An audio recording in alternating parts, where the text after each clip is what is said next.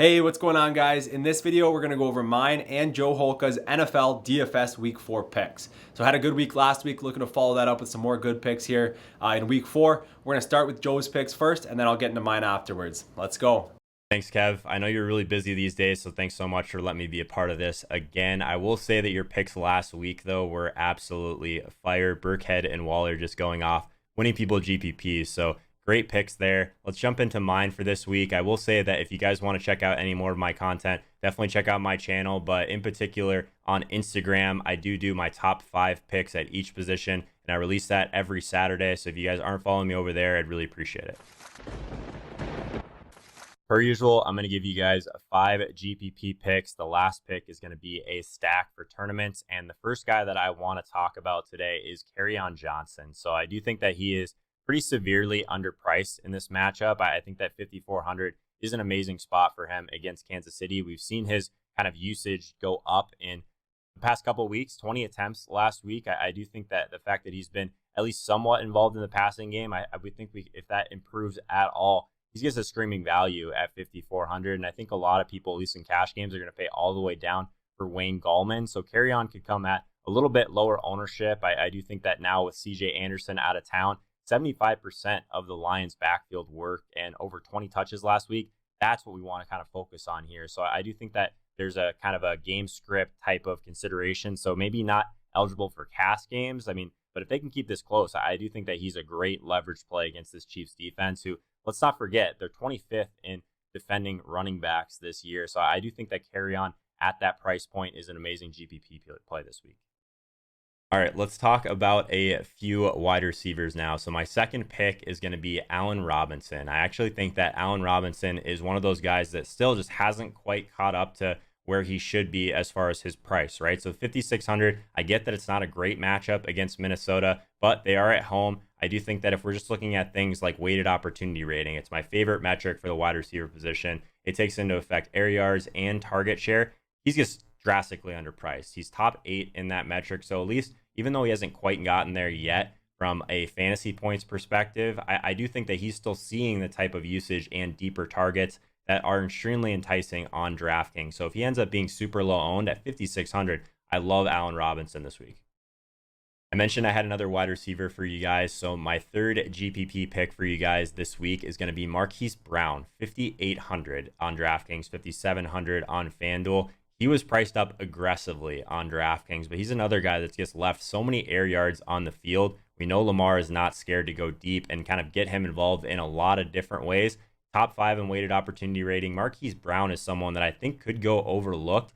It's one of those spots where I think people are going to pay up for Tyler Lockett at 6,300, or maybe just pay down for someone like Curtis Samuel or Will Fuller. I actually really like all of those plays, and if we do get Terry McLaurin at 4,500, I would put him into that boat as well. But smack dab in between, I think Hollywood Brown, people are probably a little bit scared because of how good the Cleveland D line has been. They are going to get pressure on Lamar, which could limit the upside as far as Marquis Brown getting downfield.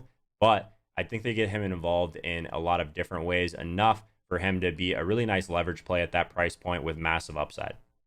At the tight end position, I think almost everyone in cash games is going to pay down for Will Dissly. Definitely think that he is an amazing play against this Cardinals team that's been shredded. And if we're looking for value, I think Dissly's fine, but I don't know if a lot of people are going to go up to Darren Waller. And not just because he's expensive, I just think that people are going to play Evan Ingram in that range. So in GPPs, Darren Waller, I think, makes an awesome leverage play off of Evan Ingram. In particular, he's leading the position in target share. So I think that if you're looking for kind of a unique lineup build, Darren Waller is someone you should take a deep look at in GPPs at the tight end position.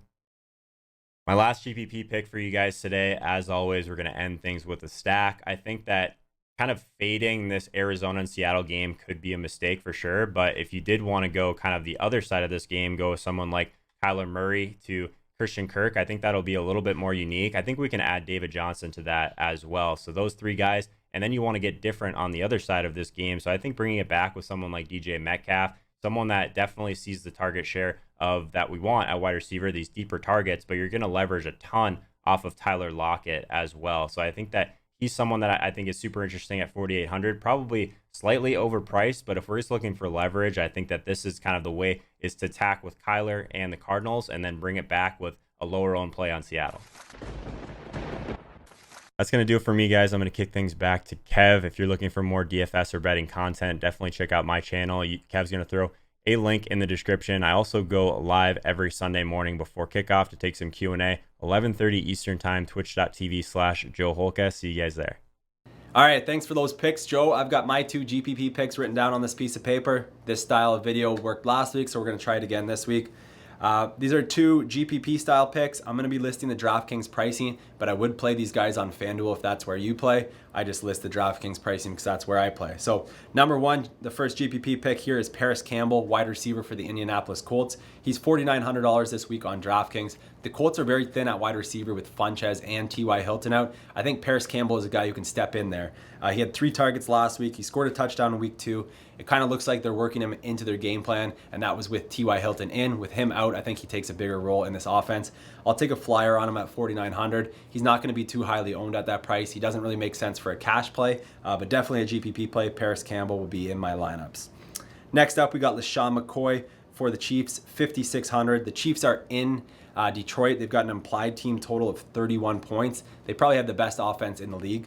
But the only reason that I would make this a GPP play and probably not play McCoy in cash is because he is dealing with an ankle injury. So Damian Williams has been ruled out, but McCoy is dealing with an ankle injury that might sideline him a little bit or give up a little bit of his share to Darrell Williams. So it kind of makes it more of a GPP play. It's a little bit risky because of that ankle, but his practice was trending upwards. He wasn't practicing towards the start of the week, and then he started practicing towards the end of the week. So I do think he will be playing a big role here in this game, and they've got a high implied team total, one of the best offenses in the league. He had 2 touchdowns last week for 23 DraftKings points. I think he makes a great GPP play. Wouldn't play him in cash, but I will be playing him in my GPP lineup. So McCoy at $5,600, Parris Campbell at $4,900. Those are my 2 GPP picks this week. If you guys enjoyed this video, do us a big favor, hit that thumbs up button, subscribe to my channel if you haven't already, and I hope one of you guys wins a lot of money this week, maybe take down that millionaire maker. All right, talk to you guys later.